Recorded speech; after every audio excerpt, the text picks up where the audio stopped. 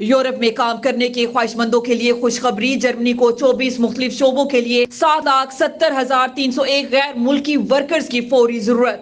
جرمنی میں شرح پیدائش میں کمی کے سبب ورک فورس کا شدید فقدان، حکومت غیر ملکی ورکرز پر انحصار کرنے پر مجبور۔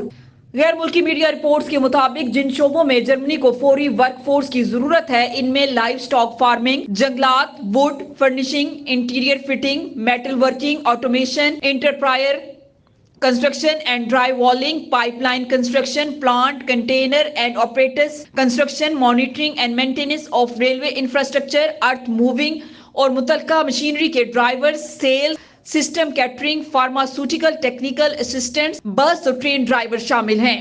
اکنامک ریسرچ انسٹی ٹیوٹ کے ڈیٹے کے مطابق جرمنی میں کاشتکاری کے شعبے میں کام کرنے والے ورکرز 17 یورو فی گھنٹہ اور 35,661 پاؤنڈ سالانہ تک کما سکتے ہیں۔